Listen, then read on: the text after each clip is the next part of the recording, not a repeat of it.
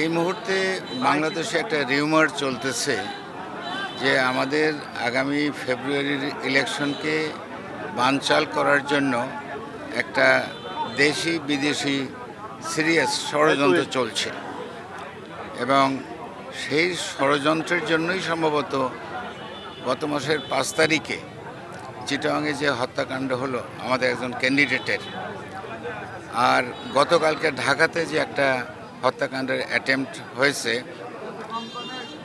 এটাতে মনে হয় যে একটা সংঘবদ্ধ দেশি এবং বিদেশি চক্রান্তকারীরা এই ঘটনাগুলো ঘটাইতেছে।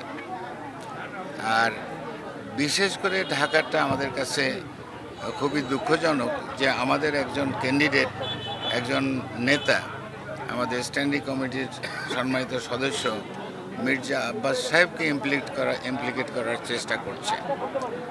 তো যাই হোক, এরা দেশি হোক, বিদেশি হোক অথবা কম্বাইন হোক, আমাদের ইন্টেলিজেন্স কাজ করছে, পুলিশ ডিপার্টমেন্ট কাজ করছে, তারা অবশ্যই ধরা পড়বে এবং এরকম ঘটনা আর কন্টিনিউ করতে পারবে না, আমি নিশ্চিত সে ব্যাপারে।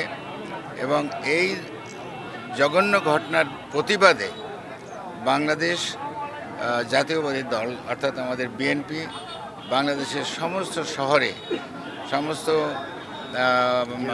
জেলায় বিক্ষোভ মিছিল করতেছে। এটা প্রতিটা ঘটনা ঘটেছে, তাতে অবশ্যই আমাদের সাবধান হতে হবে।